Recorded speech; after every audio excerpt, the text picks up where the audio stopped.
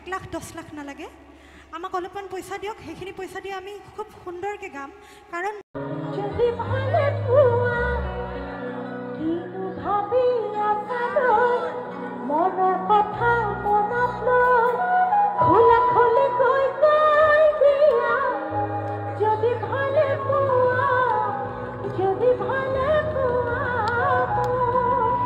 কণ্ঠশিল্পী কমলিকা কাশ্যপ। কমলিকা কাশ্যপৰ বিষয়ে নতুনকৈ পৰিচয় কৰাই দিয়াৰ কোনো প্ৰয়োজনেই নাই।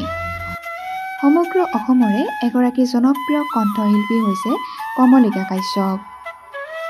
প্ৰয়াত ভিতালী দাসৰ কন্যা কমলিকা কাশ্যপে সমগ্ৰ অসমতে তোলপাৰ লগাইছে, যাৰ কণ্ঠত সকলোৱে ভিতালী দাসক ঘূৰাই পায়। কমলিকা কাশ্যপৰ দৰে হয়তো দ্বিতীয়গৰাকী শিল্পী নোলাব অসমত।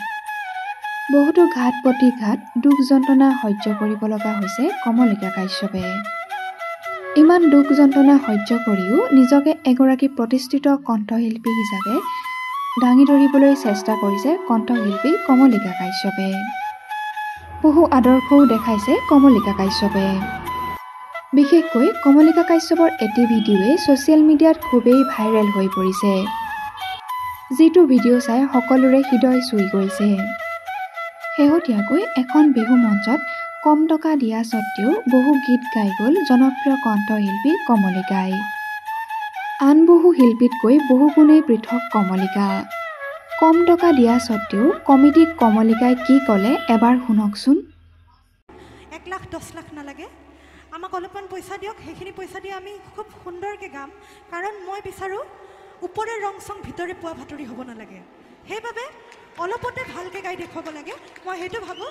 আৰু মোৰ হিচাপত কম পইচাতে যদি গাব লাগে মই ভালকৈ গাম, সেইটোৱে কথা। বাকী আপোনালোকে আশীৰ্বাদ কৰিব যাতে মই আৰু আগুৱাই যাব পাৰোঁ। এইটো জাষ্ট এটা সৰু খোজহে দিছোঁ, আগলৈ যাতে আৰু যাব পাৰোঁ। আৰু মই বিচাৰোঁ এনেকুৱা কমিটি যাতে আকৌ মই পাওঁ। বহুত বহুত ধন্যবাদ, আশীৰ্বাদ কৰিব।